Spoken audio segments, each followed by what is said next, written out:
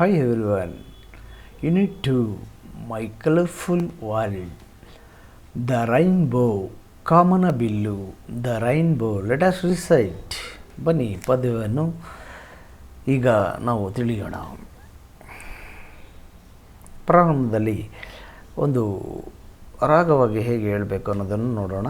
ಆನಂತರ ಪ್ರೊನೌನ್ಸಿಯೇಷನ್ ಬಗ್ಗೆ ರೀಡಿಂಗ್ ಮಾಡೋಣ. ಆನಂತರ ಪದ್ಯದ ಅರ್ಥವನ್ನು ತಿಳಿಯೋಣ. Okay, start now. Let us recite. Boats sail on the rivers. Boats sail on the rivers. On ships sail on the seas. On ships sail on the seas. But clouds that sail clouds that sail across the sky. But clouds that sail across the sky are prettier far than these. Are prettier far than these.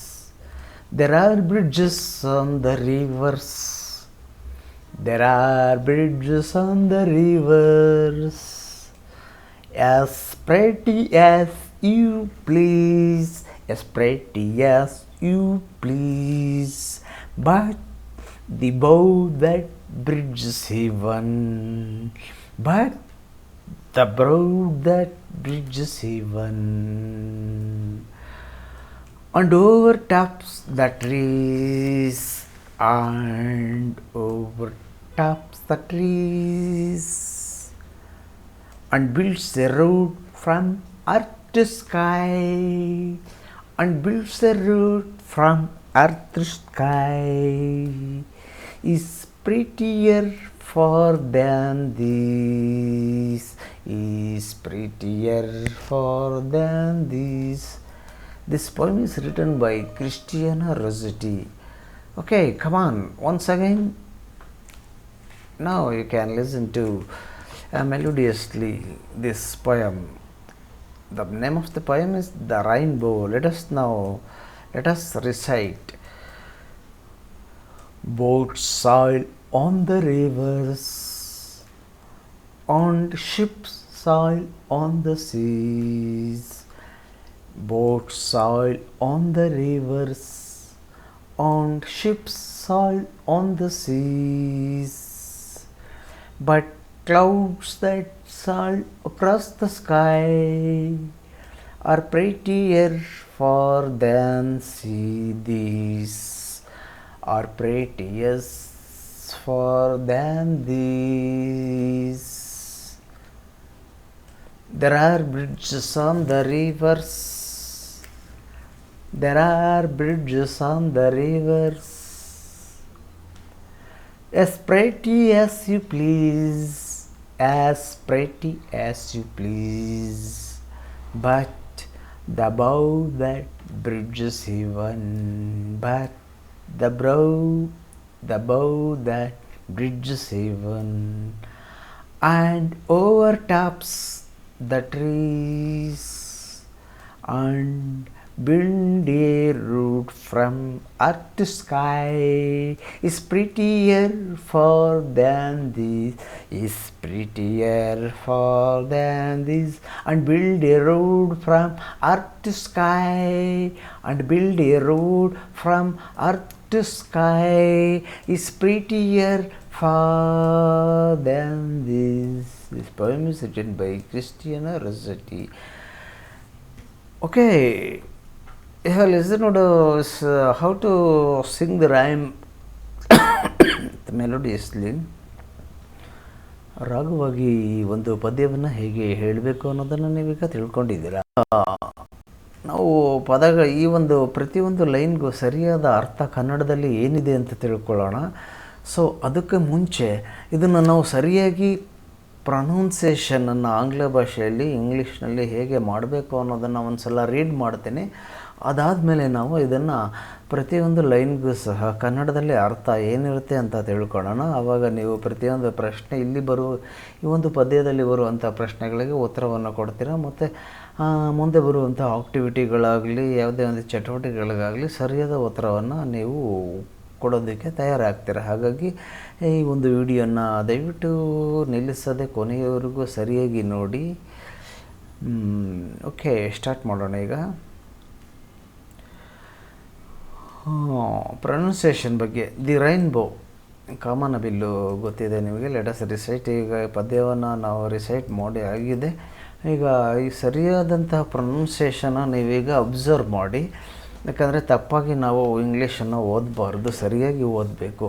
ಯಾವ ರೀತಿಯಲ್ಲಿ ಇಲ್ಲಿ ಇಂಗ್ಲೀಷ್ನಲ್ಲಿ ಒಂದು practice ಅದು ಏನು ಎಲ್ಲ ಕಡೆ ರನ್ನಿಂಗಲ್ಲಿರುತ್ತೆ ಪ್ರೊನೌನ್ಸಿಯೇಷನ್ನು. ಅದೇ ಒಂದು ಪ್ರೊನೌನ್ಸಿಯೇಷನನ್ನು ನಾವು ಇಲ್ಲಿ ಫಾಲೋ ಮಾಡಬೇಕಾಗುತ್ತೆ. ಓಕೆ, ನಾನೀಗ ಅದೇ ಪ್ರಕಾರವಾಗಿ ಇಲ್ಲಿಂದ ನಾನು ರೀಡ್ ಮಾಡ್ತೀನಿ, ಯಾವುದೇ ರೀತಿ ದೋಷ ಇಲ್ಲದ ಹಾಗೆ. ಮತ್ತು ಏನಾದರೂ ಕಮೆಂಟ್ ಮಾಡಿ, ಅದ್ರ ಬಗ್ಗೆ ನಾನು ಸೊಲ್ಯೂಷನನ್ನು ಕೊಡ್ತೀನಿ. ಓಕೆ, BOATS ಅಂದರೆ boats sail on the rivers. Boats sail on the rivers. And ships sail on the seas. And ships sail on the seas, but clouds that sail across the sky. But clouds that sail across the sky are prettier for than these. Next step ಹೋಗೋಣ. There are bridges on the rivers, as pretty as you please, but the bow that bridges heaven, and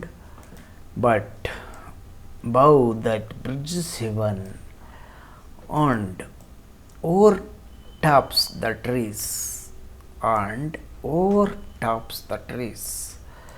and builds a road from earth to sky, and builds a road from earth to sky, is prettier for than this. ಈಗ ವಿದ್ಯಾರ್ಥಿಗಳು ಹೇಗೆ ಇದನ್ನು ಸರಿಯಾಗಿ ಓದಬೇಕು ಅನ್ನೋದನ್ನು ನಾನಿಲ್ಲಿ ಓದಿ ತೋರಿಸಿದ್ದೀನಿ. ಏನೇ ಕನ್ಫ್ಯೂಷನ್ ಇದ್ರೂ ಇನ್ನೊಂದು ಸಲ ನೋಡಿ, ಇದನ್ನು ಮತ್ತೆ ರಿಪೀಟಾಗಿ ನೋಡಿ ವಿಡಿಯೋನ. ಸರಿಯಾಗಿ ಓದುವಂತಹ ಒಂದು ಅರ್ಥ ಆಗುತ್ತೆ.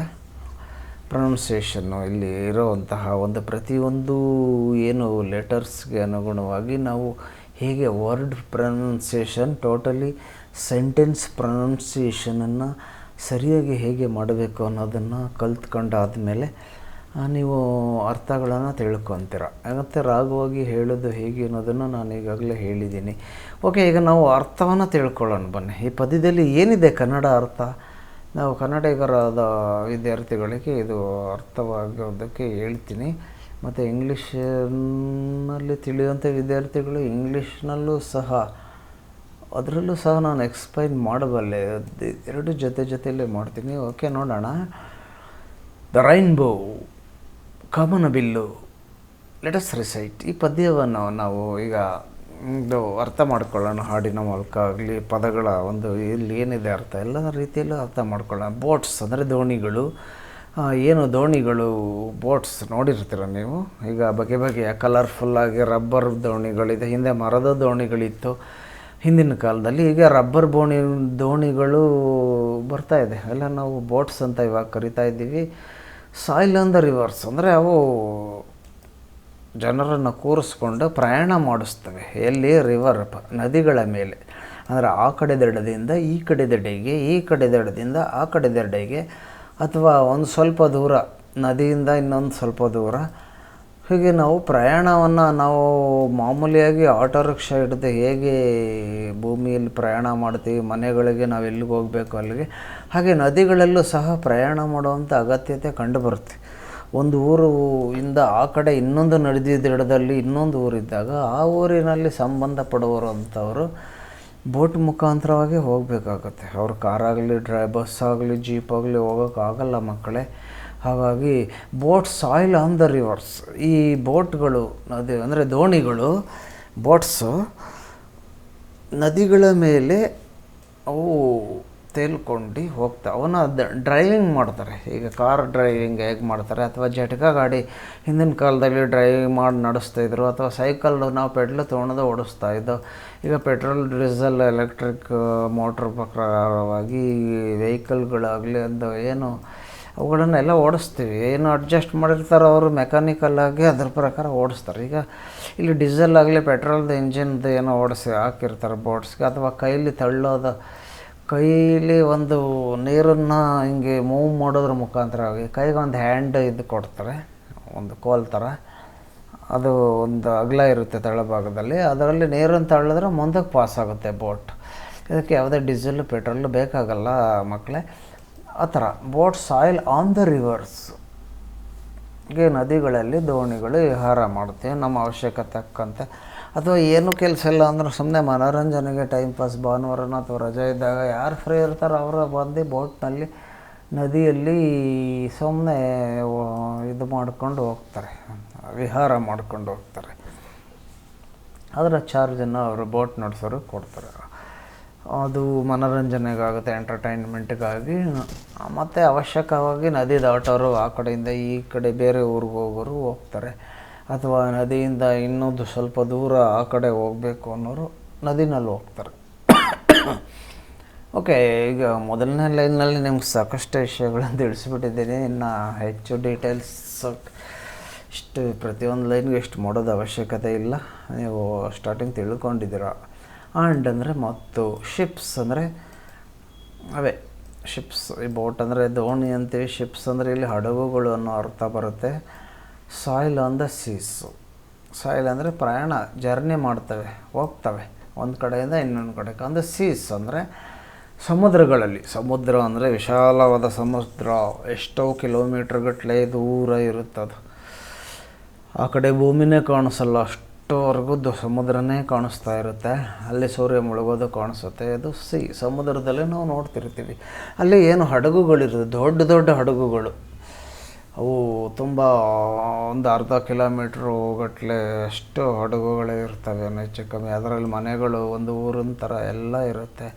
ಅಷ್ಟು ದೊಡ್ಡ ಹಡಗುಗಳು ಇರ್ತವೆ. ಆ ಹಡಗುಗಳು ಸಮುದ್ರಗಳಲ್ಲಿರ್ತವೆ. ನದಿಗಳಲ್ಲೆಲ್ಲ ಹಡಗುಗಳು ಬರೋಕ್ಕಾಗಲ್ಲ. ಅಲ್ಲಿ ಏನಿದ್ರೆ ದೋಣಿಗಳು, ಸ್ವಲ್ಪ ದೊಡ್ಡ ಬೋಟ್ಸ್ಗಳು ಇರ್ತವೆ. ಅವು ಹಡಗುಗಳು ಸಮುದ್ರದಲ್ಲಿ ದೂರ ಪ್ರಯಾಣ ಮಾಡ್ಬೋದು. ಒಂದು ದೇಶದಿಂದ ಇನ್ನೊಂದು ದೇಶಕ್ಕಾಗಲಿ ಅಥವಾ ಒಂದು ಪ್ರದೇಶದಿಂದ ಇನ್ನೊಂದು ಪ್ರದೇಶಕ್ಕಾಗಲಿ ಸಾಗ್ತಾ ಇರ್ತೇವೆ. ಬಟ್ ಅಂದರೆ ಆದರೆ ಕ್ಲೌಡ್ಸ್ ಅಂದರೆ ಮೋಡಗಳು. ದಟ್ ಸಾಯಿಲ್ಸ್ ಏನು ಪ್ರಯಾಣ ಮಾಡುತ್ತವೆ ಅಕ್ರಾಸ್ ದಿ ಸ್ಕೈ. ಹೇಗೆ ದೋಣಿಗಳು ಮತ್ತು ಹಡಗುಗಳು ಸಮುದ್ರದಲ್ಲಿ ಪ್ರಯಾಣ ಮಾಡ್ತವೋ ಹಾಗೆ ಕ್ಲೌಡ್ಸ್ ಅಂದರೆ ಅವು ಮೋಡಗಳು ಆಕಾಶದಲ್ಲಿ ಮೂವ್ ಆಗ್ತಾ ಇರ್ತವೆ, ಹಾಗೆ ಓಡ್ತಾ ಇರ್ತವೆ ನೋಡಿ. ಅದನ್ನು ಕವಿ ಹೋಲಿಸಿದ್ದಾನೆ. ಆ ರೀತಿಯಾಗಿ ಮೋಡಗಳು ಸಹ ಓಡ್ತಾ ಇದ್ದಾವೆ. Are prettier far than these. ನಾವು ಮತ್ತಷ್ಟು ಇದಕ್ಕಿಂತಲೂ ಇನ್ನೂ ಹೆಚ್ಚಿನ ಒಂದು ಸೌಂದರ್ಯ ಮತ್ತು ಅದರ ಬಗ್ಗೆ ಹೆಚ್ಚು ಜ್ಞಾನವನ್ನು ತಿಳಿಯೋಣ ಬನ್ನಿ. There are bridges on the rivers. ಈಗ ಬ್ರಿಡ್ಜಸ್ ಅಂದರೆ ಸೇತುವೆಗಳು. ಈಗ ನದಿ ದಾಟೋಕ್ಕಾಗಲ್ಲ ಅಂದಾಗ ಒಂದು ಕಡೆಯಿಂದ ಇನ್ನೊಂದು ಕಡೆಗೆ ನಡ್ಕೊಂಡು ಹೋಗೋದಕ್ಕೆ ನದಿ ಮೇಲ್ಗಡೆ ಬ್ರಿಡ್ಜ್ ಮಾಡಿರ್ತಾರೆ. ಕಂಬಗಳನ್ನು ಕಟ್ಟಿ ಅದ್ರ ಮೇಲೆ ನಡ್ಕೊಂಡು ಹೋಗೋ ರೀತಿ ಮಾಡಿರ್ತಾರಲ್ಲ, ಅದೇ ಬ್ರಿಡ್ಜು. ಆಮೇಲೆ ಸ್ಪ್ರೆಟಿ ಆಸ್ ಯು ಪ್ಲೀಸ್.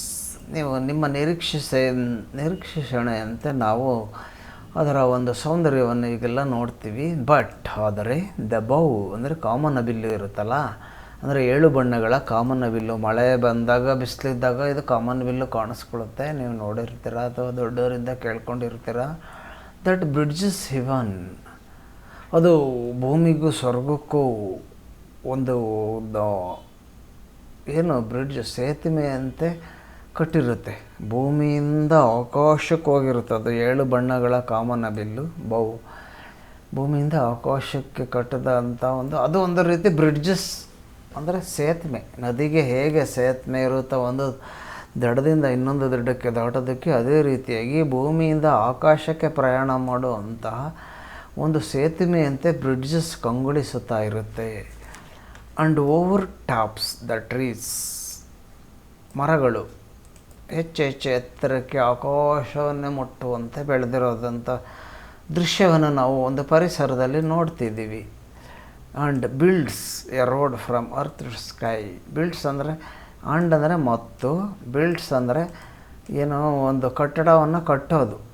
ಏನು ಕಟ್ಟಡ ಕಟ್ತಾರೆ ಅಂದರೆ ಎ ರೋಡ್ ಅಂದರೆ ರಸ್ತೆ, ಫ್ರಮ್ ಎಲ್ಲಿಂದ, ಅರ್ತ್ ಅಂದರೆ ಭೂಮಿಯಿಂದ, ಟು ಸ್ಕೈ ಆಕಾಶದ ಕಡೆಗೆ, ಭೂಮಿಯಿಂದ ಆಕಾಶದ ಕಡೆಗೆ ರಸ್ತೆಯನ್ನು ನಿರ್ಮಾಣವಾಗಿದೆಯೇನೋ ಅನ್ನೋ ರೀತಿ ಕಾಮನಬಿಲ್ಲು ಅನ್ನೋದು ನಮಗೆ ಕಾಣ್ತಾ ಇರುತ್ತೆ. Is prettier far than sea. ನಾವು ಏನು ಆಸೆ ಪಡ್ತಾಯಿದ್ದೀವಿ, ನಿರೀಕ್ಷಣೆ ಮಾಡ್ತೀವಿ, ಆ ಸೌಂದರ್ಯ ಅದು ಎಲ್ಲದಕ್ಕಿಂತಲ್ಲ ಮಿಗಿಲಾಗಿ ನಾವು ನೋಡುವಂತಹ ನಿರೀಕ್ಷೆಯನ್ನು ಇಲ್ಲಿ ಮಾಡಬಹುದಾಗಿದೆ. ಈ ಒಂದು ಪದ್ಯವನ್ನು ಬರೆದವರು ಕ್ರಿಸ್ಟಿಯಾನೋ ರೊಸ್ಸೆಟ್ಟಿ ಅನ್ನೋರು ಬರೆದಿದ್ದಾರೆ.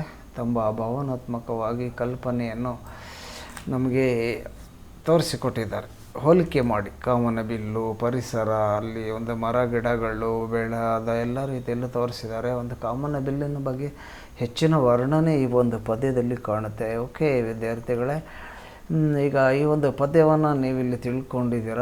ಈಗ ಇನ್ನು ಮುಂದಕ್ಕೆ ನೀವು ಬರುವಂಥ ಆಕ್ಟಿವಿಟಿಗಳು, ನ್ಯೂ ವರ್ಡ್ಸು ಏನಿದೆ, ಓವರ್ ಟ್ರೂಪ್ಸ್, ಬ್ರಿಡ್ಜಸ್, ಬೋ ಅಂತ ಇದೆ. ಆಮೇಲೆ ಆಲ್ಸೋ ದಿ ಫಾಲೋಯಿಂಗು, ಇವೆಲ್ಲ ನೀವು ಕ್ವಶನ್ಗೆ ಆನ್ಸರು ಎಲ್ಲ ನೀವು ಮಾಡ್ಕೊತೀರ. ಆಮೇಲೆ ಇದ್ರ ಬಗ್ಗೆ ಆನ್ಸರ್ ಬೇಕಾದ್ರೆ ನಾವು ಮಾಡ್ಬೋದು, ಈಗ ಆಗಲ್ಲ. ಇನ್ನು ಮತ್ತೆ ಮುಂದಿನ ವಿಡಿಯೋಗಳಲ್ಲಿ ಈ ಪದ್ಯಕ್ಕೆ ಸಂಬಂಧಪಟ್ಟಂತೆ ಆಕ್ಟಿವಿಟಿ ಏನು ಆನ್ಸರ್ ಬರುತ್ತೆ ಅನ್ನೋದನ್ನು ಮತ್ತೊಂದು ವಿಡಿಯೋದಲ್ಲಿ ತರ್ತೀವಿ.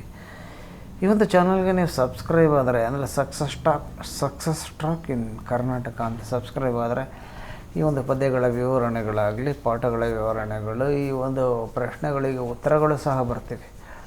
ಈ ಏನಿದೆ, what are the ways which you can cross the river, ಎಲ್ಲ ಪ್ರಶ್ನೆಗಳ ಉತ್ತರಗಳನ್ನು ನಾವು ಕೊಡ್ತೀವಿ. ಈಗ ಸದ್ಯಕ್ಕೆ ಪದ್ಯದ ವಿವರಣೆಯನ್ನು ಮಾಡಿರೋದರಿಂದಾಗಿ ನಾವು ಈಗ ಅದು ತುಂಬ ಲಾಂಗ್ ಆಗುತ್ತೆ. ಪ್ರಶ್ನೆಗಳಿಗೆ ಉತ್ತರಗಳು ಮತ್ತು ಆಕ್ಟಿವಿಟಿ ಇದು ಬರ್ತಾವಲ್ಲ, ಇವಕ್ಕೆಲ್ಲ ಆನ್ಸರ್ ಹೇಗೆ ಮಾಡಬೇಕು ಅನ್ನೋದನ್ನು ಮತ್ತೊಂದು ಮುಂದಿನ ವಿಡಿಯೋದಲ್ಲಿ ನಾವು ತಿಳಿಸ್ಕೊಡ್ತೀವಿ. ಈಗ ನೋಡಿ ಇವೆಲ್ಲ ಹೇಗಿದೆ ಅಂತ. ವಿದ್ಯಾರ್ಥಿಗಳೇ, ನೀವು ಟೆಕ್ಸ್ಟ್ ಬುಕ್ ಇಲ್ಲದೇ ಈ ಒಂದು ವಿಡಿಯೋದಲ್ಲಿ, ವಿದ್ಯಾರ್ಥಿಗಳಾಗಿರ್ಬೋದು ಅಥವಾ ಪೇರೆಂಟ್ಸ್ ಆಗಿರ್ಬೋದು, ಇಲ್ಲಿ ಏನು ಬರುತ್ತೆ ಆಕ್ಟಿವಿಟಿಗಳು, ಪ್ರಶ್ನೆಗಳು, ಈ ಪದ್ಯದ ಅರ್ಥ ಎಲ್ಲವನ್ನೂ ನೀವು ಇಲ್ಲಿ ತಿಳ್ಕೊತೀರ. ಮುಂದೆ ಇದು ಪ್ರಾಸಪದ ಥರ ಇದೆ. ಮುಂದೆ ಇದ್ರ ಬಗ್ಗೆ ಎಲ್ಲ ಕರೆಕ್ಟಾಗಿ ಎಕ್ಸ್ಪ್ಲನೇಷನ್ ನಾವು ಕೊಡ್ತೀವಿ. ಈ ಚಾನಲ್ಗೆ ಸಬ್ಸ್ಕ್ರೈಬ್ ಆಗಿ ನೋಡ್ತಾ ಇರಿ. ಇದರ ಬಗ್ಗೆ ಎಲ್ಲ ಆಕ್ಟಿವಿಟಿಗಳಿಗೂ ಒಂದು ಅವಧಿಯನ್ನು ತೊಗೊತೀವಿ, ಒಂದು 30 ಮಿನಿಟ್ಸ್, 20 to 30 ಮಿನಿಟ್ಸ್. ಮತ್ತು ನಿಮ್ಮ ಕ್ವಶನ್ ಆ್ಯಂಡ್ ಆನ್ಸರು ಸಹ ನಿಮ್ಗೆ ಇಲ್ಲೇ ತೋರಿಸ್ತೀವಿ. ಅದೊಂದು ಅಷ್ಟೇ 15 ಕಾಲು ಗಂಟೆಯಿಂದ 20 ನಿಮಿಷದೊಳಗೆ ಎಲ್ಲವೂ ತೋರಿಸ್ತೀವಿ. ಓಕೆ, ಈ ಚಾನಲ್ಗೆ ಸಬ್ಸ್ಕ್ರೈಬ್ ಆಗಿ ಮತ್ತು ಶೇರ್ ಮಾಡಿ ವಿಡಿಯೋನ, ಮತ್ತು ಲೈಕ್ ಮಾಡಿ ನಿಮ್ಮ ಸ್ನೇಹಿತರಿಗೆ, ಫ್ರೆಂಡ್ಸ್ಗೆಲ್ಲ. ಇನ್ನು ಇದು ಯಾವುದೇ ಒಂದು ಹೊಂದಿಸಿ ಬರೆಯಿರಿ ಅಂದರೆ ಮ್ಯಾಚಿಂಗ್ ವರ್ಡ್ಸ್ ಆಗಿರಲಿ, ಅಥವಾ ಫಿಲ್ ಇನ್ ದ ಬ್ಲ್ಯಾಂಕ್ಸ್, ಖಾಲಿ ಇರೋ ಜಾಗ ಭರ್ತಿ ಮಾಡೋದಾಗಲಿ, ಅಥವಾ ವರ್ಡ್ ಮೀನಿಂಗ್ಗಳಾಗಲಿ, ಎಲ್ಲದಕ್ಕೂ ಸಹ ನಾವು ಆನ್ಸರನ್ನು ಮುಂದಿನ ವಿಡಿಯೋದಲ್ಲಿ ಇನ್ನೊಂದು 2-3 ಬ್ರಾಂಚ್ ಬರಬೇಕಾಗುತ್ತೆ. ಇದು ತುಂಬ ಲಾಂಗ್ ಇದೆ ಆಕ್ಟಿವಿಟೀಸ್ಗಳು, ಅವುಗಳನ್ನು ತರ್ತೀವಿ ಬಿಡಿ ಮುಂದೆ. ನಮ್ಮ ಚಾನಲ್ಗೆ ಸಬ್ಸ್ಕ್ರೈಬ್ ಆಗಿ. ಹೊಸ ವಿಡಿಯೋ, ರೀಸೆಂಟ್ ವಿಡಿಯೋಗಳು ಕಾಣಿಸ್ಕೊತವೆ ಚಾನಲ್ನಲ್ಲಿ, ಅಲ್ಲಿ ನೋಡ್ತಾರೆ. ನಿಮಗೆ ಇವಕ್ಕೆಲ್ಲ ಆನ್ಸರ್ ಸಿಗಿದೆ. ಓಕೆ, ಧನ್ಯವಾದಗಳು. ಮತ್ತೆ ಸಿಗೋಣ ಮುಂದಿನ ವಿಡಿಯೋದಲ್ಲಿ. Thanks for watching. Thank you very much.